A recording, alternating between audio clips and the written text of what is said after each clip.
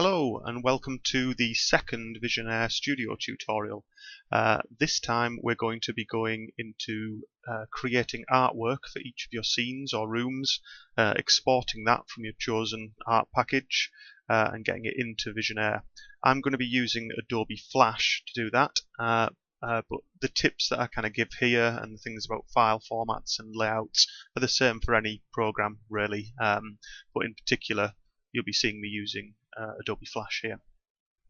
In the interest of me getting these tutorials made at the same time as the game, I've put together some really rough sketch artwork that I'm going to be using in this particular tutorial, and as I go on I'll be improving that artwork as I get the time and opportunity to do that. So bear with the rubbish drawings for now. You'll see them in the background there. Hopefully this tutorial will be really useful in getting you up to speed with creating scenes. So, here we are in Adobe Flash. This is just a sketch I made with my Wacom tablet the other day, and it represents the bedroom, which is going to be one of the scenes in this game. It's the first scene that I'm going to kind of use, and I'm going to lay things out in. The other two scenes that are here above, really roughly sketched. Here's the cave entrance and the doorway room, and you can see a quality frog there. Now at this stage they are just sketches, but they're giving me a good idea of what's going to be in each room, and there's no harm at all with Visionaire starting off with this kind of really loose artwork in the background as you start to learn and work your way through the tools that Visionaire has. It's sometimes good with those placeholders in place to kind of have the opportunity to switch between different bits of work. That might sound strange to people who are just starting up with this, but you might be a really good artist but not be so great with coding, or not really be that into the Visionaire tools and setting everything up and getting your walkable areas and all the little drop down actions and things like that. That might not kind of be something that excites you, so it's really worthwhile having the ability to chop and change between work. It's very easy to become bored of the stuff that you're doing, especially when you're not motivated by money or like you would be at work, or a boss who's going to shout at you. When you try to do this in your spare time, you need to be able to enjoy the bits that you're doing. So if you've been doing days of work in Visionaire and it's just sapped a bit of the life out of you and you want to pop back and do some artwork, then having kind of these basic artwork bits in Visionaire, so you can work in Visionaire and then you can switch and do a couple of days of drawing. Then when you get a bit bored of that, you can go into putting some more actions and things together. It is useful to be able to chop and change between them. Okay, right, so I'm actually going to take one of these really rough ones out and put that in as a background in Visionaire, and I'm going to explain a couple of things that I do that might not be the norm, but they're kind of things, part of the style of the kind of adventure games that I make. I'll show you how we set some of those things up. Okay, so I'm going to take this sketch first of all. It is very loose, but we're going to create a new document to stick that in. Just go to this one. Create a new document, and this is more of a Flash thing than anything, but you need to make sure that the rooms you're going to create are going to match the resolution that you're using in Visionaire, which in this case is 1280 by 720. Just check that by going to Game, and the resolution we're using is 1280 by 720. So we need to make sure that the room assets at the very least are that size. Having said that, you can create a room that is larger than the resolution, and Visionaire will scroll across that room. It's sometimes an effect that you want. I will be using that for the bedroom scene. I'm actually going to do it twice as long as the screen, so that the character can walk and it will scroll along as you move. The other two scenes are going to be fixed to that particular size. So we've got a new document that is 1280 by 720, and into that I am going to paste my very rough artwork. Scale it up a bit. Right, just going to zoom out a touch. So obviously the first thing you notice is my sketch is not widescreen. So what I'm going to do is just stretch it out. It is a sketch after all. I'm going to be refining all of this later on, and bringing that to the edges. First thing that kind of becomes apparent is there's going to be missing stuff at the top and bottom. What I actually like to do, is become more of a style thing than anything, is to create the kind of cinematic letterbox kind of effect where you've got black bars top and bottom. I think it can give a nice feel to a lot of the artwork, and it gives you a little bit of space around your artwork and around the game to put maybe some user interface buttons, things to open the inventory or to go to settings or something like that. But you don't have to do this, it's something that I kind of like to do from a style point of view. So I'm just going to create a black bar. I'm going to make sure that it's the full length of that, 1280, and I'm going to do it 75 deep. Align that to the top and to the side, and the same at the bottom, to the bottom and to the side. And then just in Flash, create an object out of them, call it bars. Okay, so that just means I've got this one thing that I can lay over the top of my artwork. I like to create things on separate layers in Flash, and Visionaire works in a similar way in that when you import the assets there, we're going to actually position these black bars above our artwork. That means that if the character walks down here, the black bars will actually mask the character off. So if, tell you what, let's quickly create a very strange blob man. Okay, there he is. That'll do. Some excellent artistic skills there.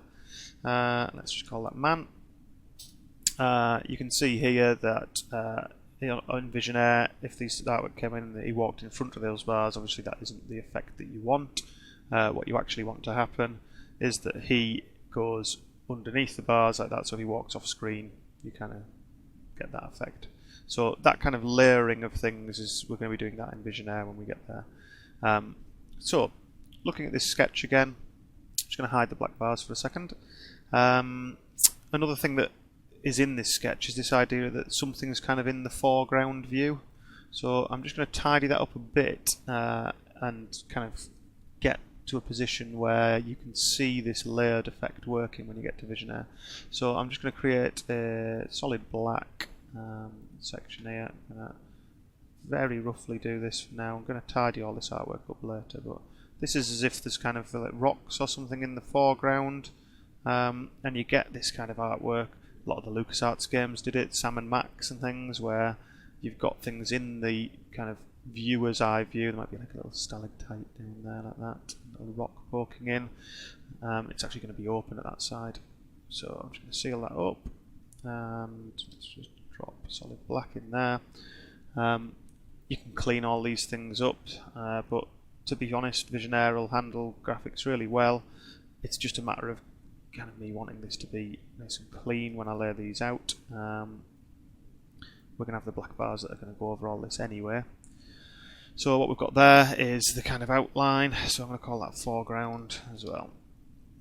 Okay, so we'd have that, and then on top of that we have the black bars stacked. I can just show you here, this is a feature of Flash, not anything else, but if I just change the brightness of that, you can see that the actual kind of things in the foreground there are going to be masked off by the bars at the top. So with that done, we can start to take some of this stuff into Visionaire and start creating the first scene. What I'm going to do first of all, I haven't actually saved this document yet. This one is going to become the kind of development file for this cave. And over time, I'll probably do some time-lapse stuff as I start to kind of increase the quality of this artwork. It's not going to be staying like that. I'll do some time-lapse of me filling those in, drawing them, adding the details and things like that. But this is the file I'll be working in for the cave room. So what I'm going to do is I'm going to save that development file into my Visionaire projects, Fantasy Quest, development. It's a room, and it's the cave. And I'm just going to call that cave. And I have a tendency to put underscore v1 versioning of things. You can never help it when a computer crashes or your software dies and corrupts your file. It's always worth keeping versioned, backed up versions of everything. You can end up spending months on the artwork in one of the rooms, and there'd be nothing worse than saving the same file again and again, something going wrong. So cave v1, save that. Now we're going to export three different things here. we're going to export these 3 different layers that I've got. So first of all, I'm going to export this really rough background. I'm then going to export the kind of foreground kind of shadow bits, and then I'm going to export the bars that go over the outside. The way that Flash works, it's different for a lot of different tools, but I'm actually going to export the whole project area, which is kind of like this white area in the background. If I make it green, you can kind of see. So it will export nothing outside that green area here. So anything that's overhanging, like that is, it'll just crop that off when it actually comes to doing it. So you can afford to be a little bit rougher with that. I'll put that back to white. So one at a time then, I'm going to hide those things I don't want to export. I've got those layers locked, and this is the first thing I'm going to export. So I'm going to go File, Export, Image, and it's taking me to a folder that I'm working in at the moment. Fantasy Quest, and these are now assets that we're exporting. These are the things that are going to be used by Visionaire. So this asset is a room, and it's in the cave, and it's up to you to get your own naming conventions, but I'm going to call this background. It's in the cave folder, so you could put cave if you want. You don't have to, but it might help. So cave _ background. I'm not going to version those particular images because it's very easy to export another one so long as I've got my master files. So cave background, and in this case I don't need it to be transparent or anything. It's going to end up being a fully worked bit of artwork. It's preference really, JPEG images, PNG images, it doesn't particularly matter. If I do everything as PNG, then I suppose we'll keep it all in the same format. So cave _ background, and we're going to save that.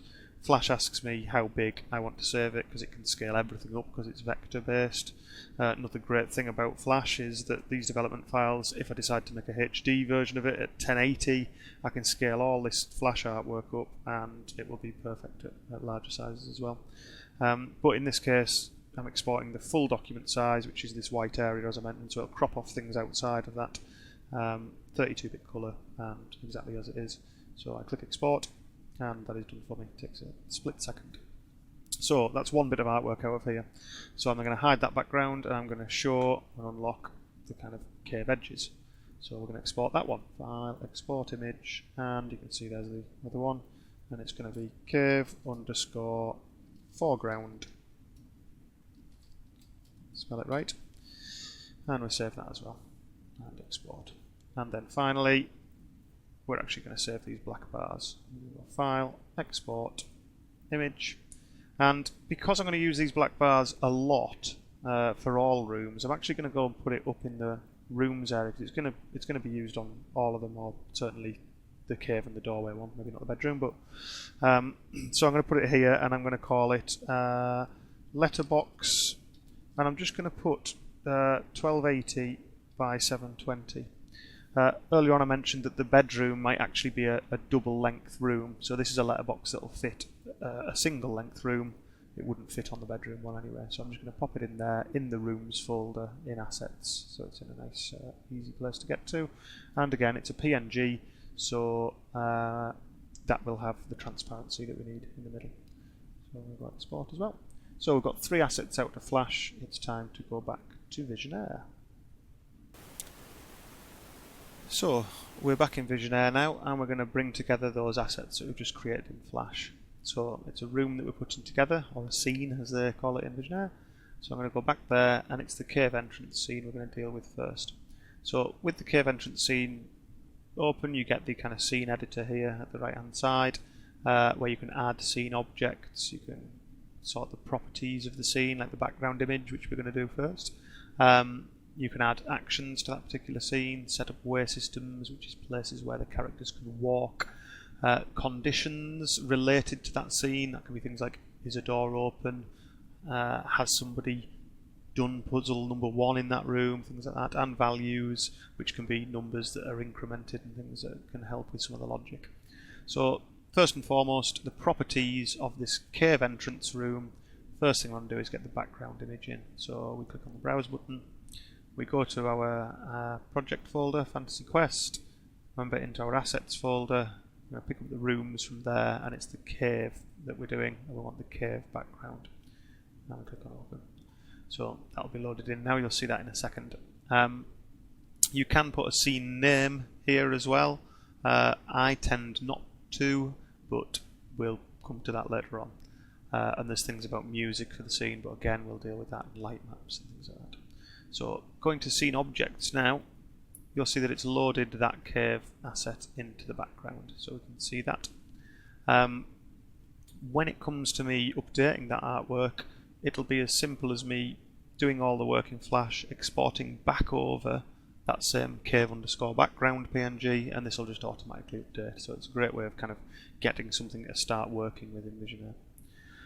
So, got our backplate in. The things we need to add to this, if we want that layered effect of your character walking in front of the foreground and things, we need to add the foreground kind of stalactites and rocks and things, and then we need to add the letterbox around it all.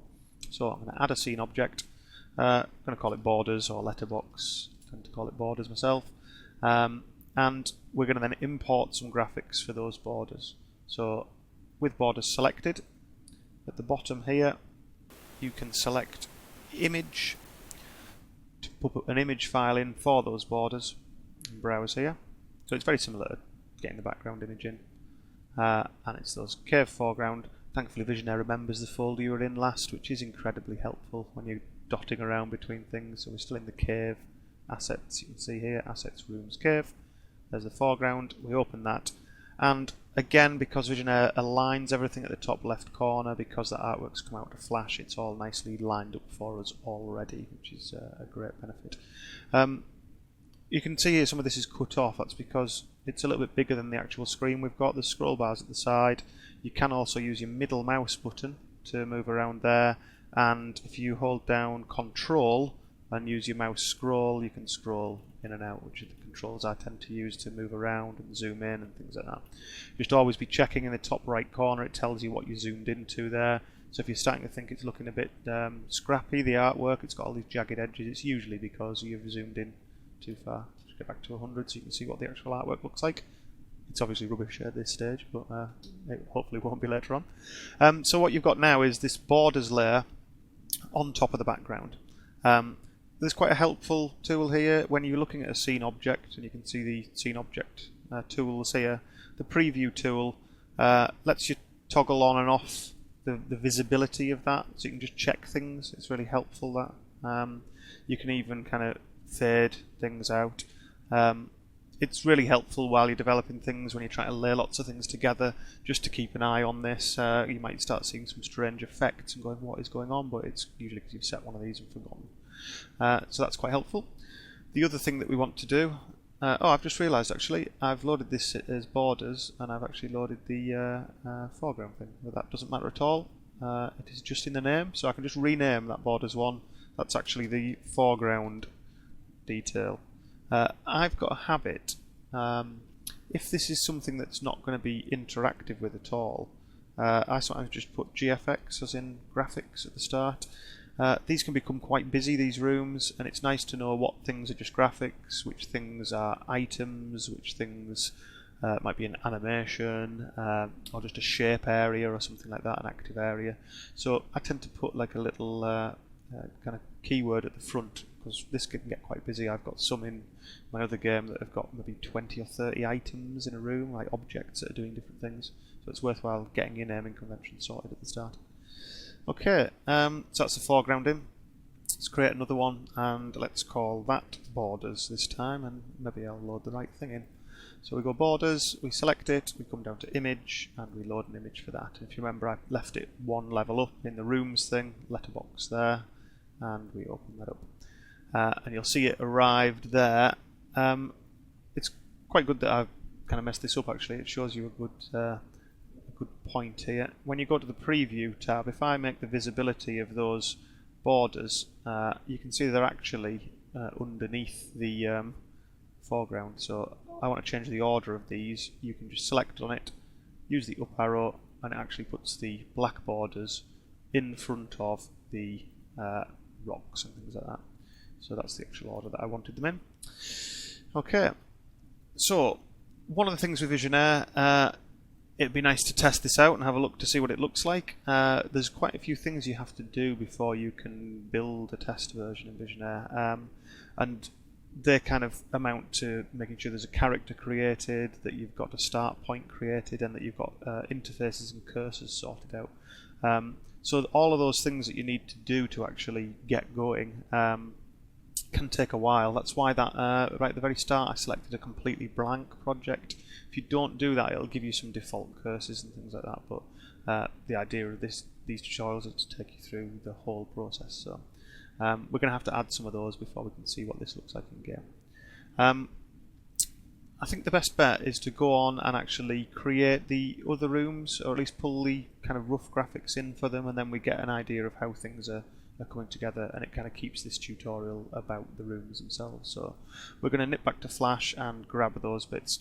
I'll be quiet for a bit, and I'll probably speed this bit up so you can see me just pulling those same kind of assets together for this. Okay.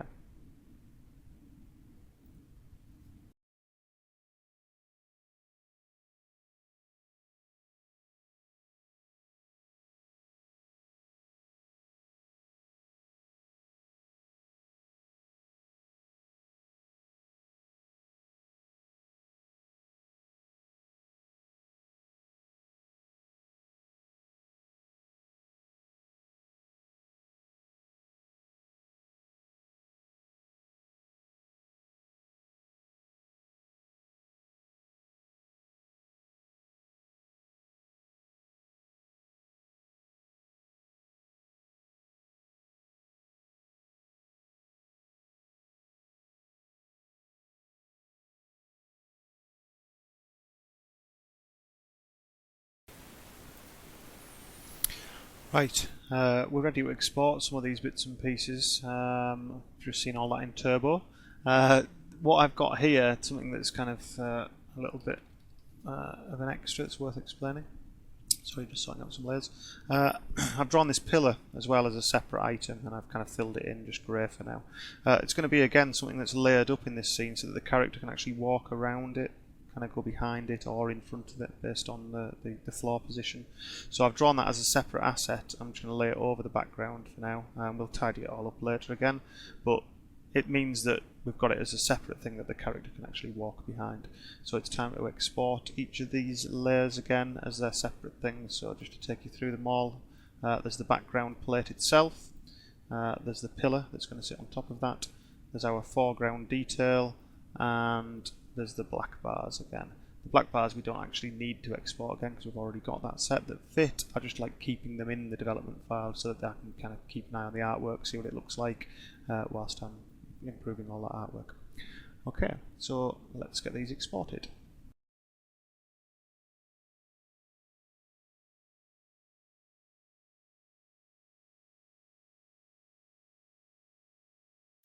So we're back in Visionaire now, and we're going to do the frog door room. So it's the same process as before. We go to frog door, we go to properties for that room, and we want to set the background image for it. Background image, and again, because we've kept this file structure nice, we're in assets, rooms, we're going in the doorway room now, and we get the doorway backdrop. Load that in. And when we go to scene objects, you can now see it. Again, middle mouse button to move about and scroll with the control key. We're going to add to that our borders. Oh, in actual fact, what you can do here is you can go to the cave entrance one, and take the borders object, and you can copy it with this button. And then you can go to the frog door and you can paste it with that button. Saves us loading the asset in again, it's coming from the same place. If we change that letterbox asset at any point, they'll change on both of these rooms, which is brilliant. It means that it's all loaded in. Visionaire by default, when you copy something, by the way, it usually puts a number after it to tell you it's a copy of it. You can get rid of that easily enough. I think we know what's what on each of those. And the other thing that we want is the foreground. We don't want to copy and paste the foreground from this one because it'll actually bring that asset with it as well, but we just create a new one for that. It's just some standard graphics that aren't going to be interacted with, and it is the foreground. Press enter, and then we go to image at the bottom, and we select an image file for that, which in this case is the doorway foreground. So open that, and there it is. You can see this. It's going to be kind of a ornamental vase that kind of you're looking past into this scene. And the other thing that we need in this room is the actual pillar, and the pillar is going to go behind this foreground area, but we're going to set up some rules to make a character be able to walk around it as well. So I need to also import graphics pillar, and we go to image again, and we bring the pillar in. Now, actually, when I exported this asset, you'll see here in this asset preview, I could have exported using Flash's tools rather than the full plate like this with all the transparency. I could have just exported that tiny area. It's 6 2/3 really. The file size will be slightly bigger because I've exported all of this area, but it's area with 0 coloured pixels, so the file size is going to be negligibly different really. The big advantage is it automatically lines it up for you, so when it comes to me doing the artwork and improving all this, I don't have to line it up exactly with where it needs to be, so I tend to do that. Okay, right, so that's another room basically put together. I'm going to get back to Flash and get the final one, the bedroom room, sorted out.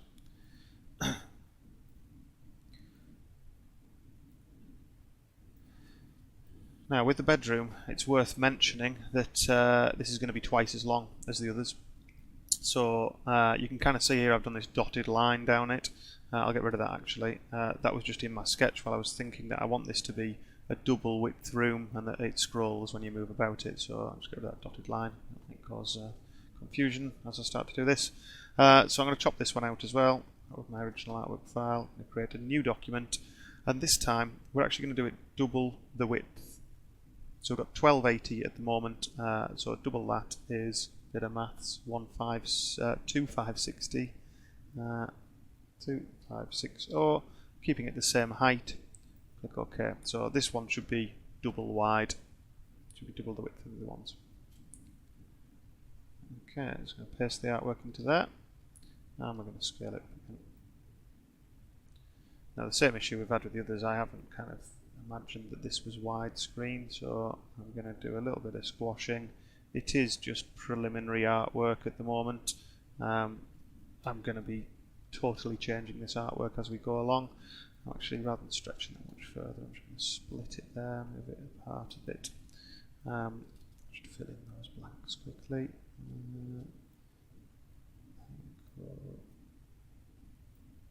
Right, that gives us a good idea. It's a really long room. The actual user will only see it one part at a time, like this, and then as the character moves through, Visionaire will scroll this piece of artwork to reveal the other half of the room. Okay? Right, so I will just go quickly through this and create all the other bits of asset that I need for this.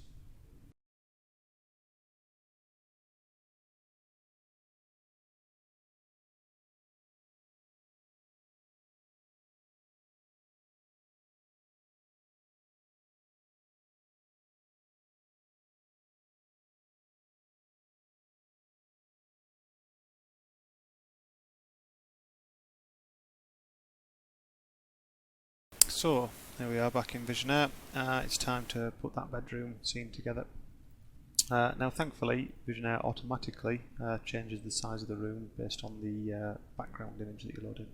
So when I go to bedroom now and properties, again we go background image, go to our assets, rooms folder, and bedroom, there's the bedroom backdrop, and we open that up. And when we go to scene objects now, you'll see it's really zoomed out. You can see here by the 46% that Visionaire's actually zoomed us right out, so we can see the artwork. If I use control and mouse wheel to zoom into 100%, you can see that's actually how big it'll be on screen, and the movement will happen like this as you move across the scene. Okay, so I'm just going to zoom back out again so we can see the other assets line up and land in the right place. So first of all, I'm going to add the swing ball, and it is just going to be a graphic in this case. It might end up animating later, but for the time being it's a swing ball graphic, and I'm going to bring in the swing ball. And you can see it's lined up there again because I actually exported the whole image. You can see this big image at the bottom here, so it lined up automatically. And then on top of that, we're going to put the borders. And